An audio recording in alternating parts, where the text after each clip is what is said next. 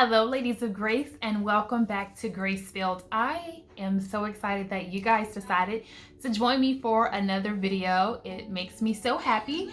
Today, I am talking about ways to save money as a homemaker.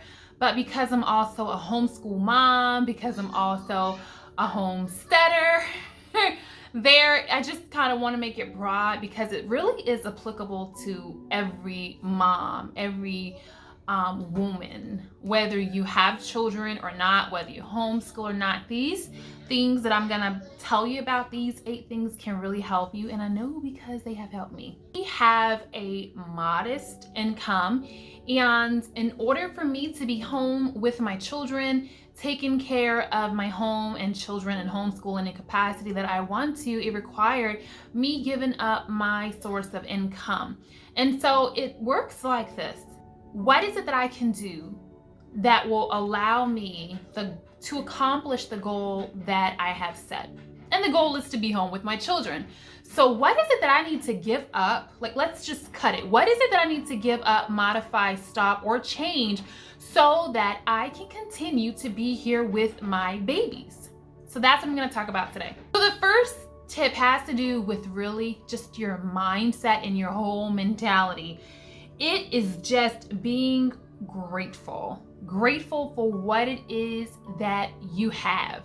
Understand that this is a privilege, it's an honor, and it's something that you will never regret doing. So it might come at a cost, it might come at a sacrifice. You may have to lower your standards of living, and you may have to cut out some things, but just remember, it's only temporary and it's only for a season. So I'm gonna start with food because that's an area that a lot of people probably spend the most money after their mortgages. Try to grow what you can and set a budget for your groceries, for your meals, and do not go over it. Shop weekly or bi-weekly versus shopping daily, what you need for the meal, and learn to make as much of things as you can yourself. I'll give you a quick example. When we went to Whole Foods, I bought some vegan muffins for my son. They were $6 for tiny muffins. For the same tiny 12 muffins, I was able to pay the same amount of money to make some myself from scratch, and I was able to have 24 muffins. Number 2, I'm just gonna let go along with number 1. Any leftovers that you have, go ahead and pack them for your spouse to take for their meal the next day, and or freeze them. If you freeze them a day that you're just tired, you don't have time, you let the time get away from you while you were homeschooling or while you were in the garden, you can pull it out, you can thaw it out, and bam, you have lunch or you have dinner at no extra cost, at no extra time. And the bonus is if you can have enough leftovers each night to have for your husband's lunch the next day, because let me tell you, my husband used to eat out almost every single day, and when I just realized how much money he was spending, I was like, oh no, we gotta cut this.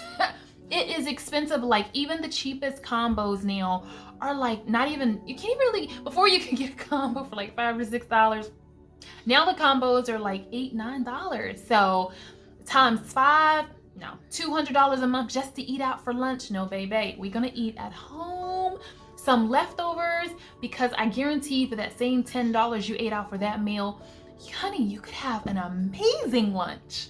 Really extra, but I just want to throw in there, make your own coffee too, okay?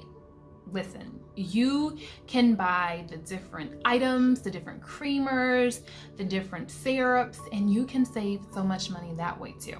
Number 3 is learn to do your own self-care. Like, I'm talking your own hair, your own nails, your own makeup. Can you learn to cut your kids' hair? Can you learn to cut your spouse's hair? If you can eliminate going out and getting your hair done, you will save so much money. The last time I got my hair braided with tip and everything, it was over $100, like $120 or so dollars. And I know in some areas that's a lot, in some areas it's not a lot, but that's a big expense, especially if you have a smaller amount of money that you're making. That is significant. And so to be able to learn how to do your own hair or cut your kids' hair or do your kids' hair, you really save. By doing your own manicures, your own pedicures, you really come out on top. That's head into our next tip, and that's learn to keep things simple. So find 1 or 2 quality items that you like, that you love, and just stick with them. Like a lipstick and a lip gloss that's in a similar hue, 1 eyeshadow palette, 1 blush, 1 to 2 of everything, and then you find your signature style, your signature look, and once a year you can go ahead and toss all the things that need to be tossed, all the things that are old, and you don't feel bad because you had 50 million lip glosses and now you've wasted all your money. And personally, I typically run out of liner and mascara and lip gloss. I could typically get 1 full year out of whatever product that I have, and I typically only buy it once a year. Most of my stuff is Mineral Fusion, Bare Minerals, maybe 100% pure. So I do pay a little bit more, but it lasts me the entire year, and it's a clean product that I feel comfortable putting on my skin and on my face. So you'll notice that I have a lip gloss and lipstick that I pretty much always stick to.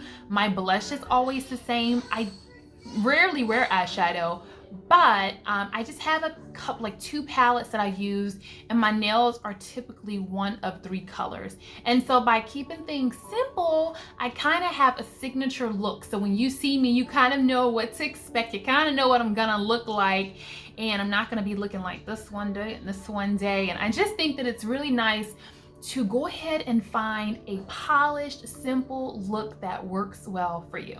Number 5 is making do with what you have.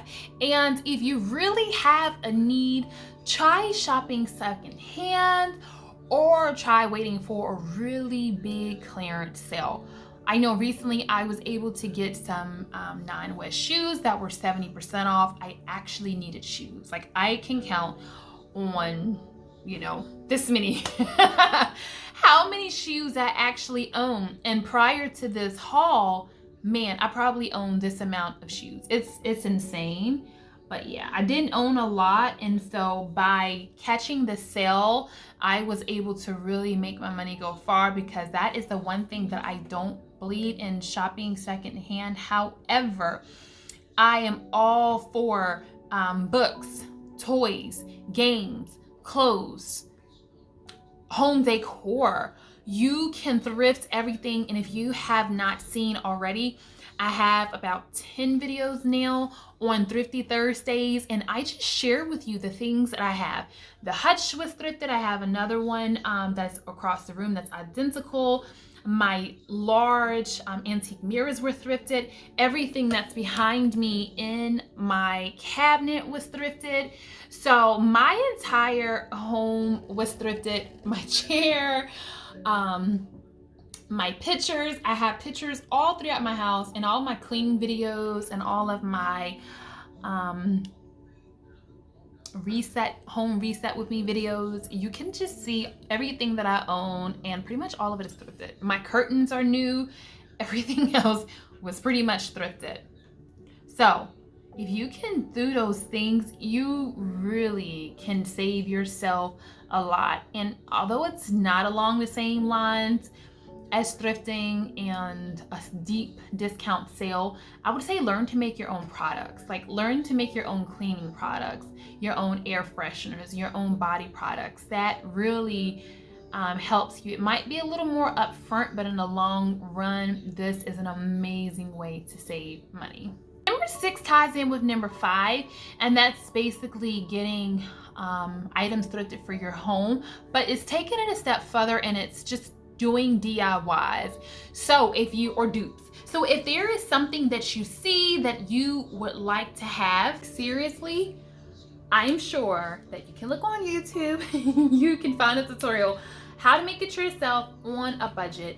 And so like if you want something and say it's not the right color, but it's the right price, baby, get that, because you can then go ahead and paint it, and you can really add your own flavor, your own flair, and you can make it whatever you desire it to be. And you were able to acquire on a budget, but with a little bit of paint, a little bit of chalk paint, a little bit of spray paint, maybe changing out the knobs, you can upgrade it to give your home and flavor, that feel that you want, you know. And even you can take canvases and paint over top your own images.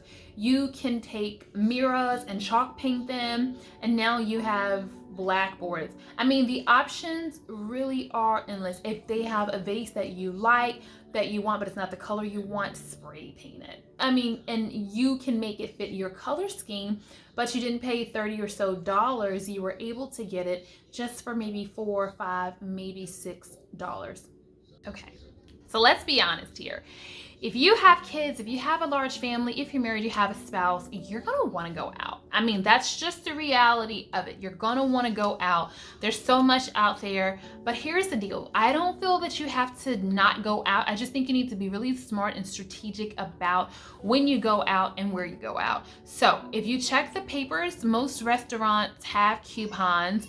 A lot of them have certain days a week that kids eat for free. Same thing for when we lived in Maryland. The aquarium, the science center, a lot of the museums, they have $1 days. It's normally once a year, and it's where you pay $1 to get in. So go ahead, make sure you have a little bit of gas saved up, make sure you have your parking and toll if needed saved up, and you can go for $1. So where it would normally maybe cost a larger family $200 to get in, plus gas, toll, and parking, now you can pay like maybe $6 to get in, and then your gas and your toll. So it's just about being smart. Again, almost every place has a day where it's half price, where it's free, buy one, get one free. We took a field trip this past year, and we went to Kentucky. We went to the Creation Museum. We went to the Ark Encounter. I have videos on the whole thing. We went to West Virginia. We went to the beach there. And guess what? We got to go into those places for free. And I didn't pay for a hotel because we camped, okay? So again, these are ways that you can, there was a bonus right there, camp. Use like tent camp and pay your $20-something a night to tent camp versus paying $100 to $200 a night for a hotel, because you're only sleeping anyway. And again, the focus is typically the attraction that you want to have. So in addition to camping, in addition to like bigger trips that are a little bit further, let's talk about things that you can do that are maybe a little more local, because maybe you don't want to go to the amusement park or travel all the way across the state often, and I totally get that. So things that you can do, what about parks? Park dates. Can you take your family to the park? Before we moved here, we got acres and acres of land all over, and it looks like we live in a park.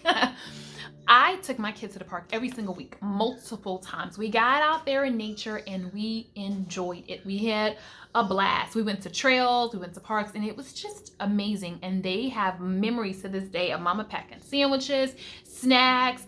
It was such an amazing time, us getting smoothies afterwards, sometimes pizza, and taking the balls and board games. And that was something I did with my children every week, again, sometimes twice a week. And it was a precious memory that I don't think that they'll ever forget, and I know that I have not forgot. But if you don't want to do the parks, think about things that are a little more, a little less expensive. Like, can you go out and just get desserts? Can you go out and just get coffee or breakfast? Those are things that are typically cheaper, or even appetizers. Can you go out and just grab 2 appetizers? Because that's going to be a lot cheaper than buying a full meal. Honestly, when you talk a full meal nowadays, you're talking $20, $30. And that's not really including tip, and that's not really including taxes. It's pretty expensive, you know? So by you going to get dessert or breakfast or things like that, that really helps to stretch the budget further so that you can still enjoy. You know, I'm all about enjoying life, but just doing it in a way that's sustainable and in a way that works for you. Because if you say, I'm not going to do anything, you will rebel and you'll be doing this, this, and this, and this, and it really won't work out. So you really need to set up some systems and really just change the way you think about things in a way that's more sustainable. And I think most people have Hulu, Netflix, Prime, PureFlix. If you don't, maybe consider one of those things, and then you can cut out the movie theaters because that can save some money for you. It's not in my list, but along that line, just cut out anything that you do not need. Most subscriptions you probably can do without. I was so tempted to get this vegan makeup box subscription. Oh man, I wanted it so bad, and I was about to click that and I was like, girl, stop. First of all, you wear the same 2 colors. You love what you wear. You've used your same skincare for like 7 years. Are you gonna try something new on your face? And I'm like, probably not. And then I'm probably like, I like mine. I'd be comparing. It would just be a waste of money. So my 8th thing is just really to reflect. Is this needed? Does it add value? Is it just benefiting me? Is it benefiting my family? Is this taking us to the goal that we can be more self-sufficient, that we can be debt-free, that I can stay home and not have to worry about working? These are the questions you want to ask yourself when you are making these purchases. Is this worth my spouse's hard-earned money? Because I'm pretty sure your spouses have to work hard for those coins. And so is it worth it for the way that you are just spending it? Is that item worth the time and dedication that it took, the time away from the home? So these are just really good questions. And these are just some tips that have helped me over these last years of being a homemaker, a homekeeper, a homeschool mom. I've pretty much homeschooled since the beginning. And again, buying that curriculum used. I pretty much always buy curriculum used. I really do. And I pass it down to the next kid. I make copies of what I can make copies of. And all those things help. So, okay, this video is getting chatty. I just hope this helped, because a lot of people have been asking me for some budget tips, some budget ideas. And if you are new here, I do have a video on how to make a budget, and I actually make some mock budgets with you. You will love that video, so check that out. I have a ton of videos in the various playlists, all things. So check them out so you don't miss any of the goodness that is available for free to you. And if this video encouraged you, if it was helpful in any way, would you do me a favor and just give me a thumbs up? It would greatly impact my channel. I would appreciate it, and I would just be so grateful. If you haven't already subscribed and you'd like to be a part of this Ladies with Grace family, then go ahead, because we have monthly challenges and we have monthly books that we read and things like that. So I'm never out of words, but I am out of time. But I'll always say here on my channel, you can do a lot with a little, and I'll be back with another video. And until then, blessings.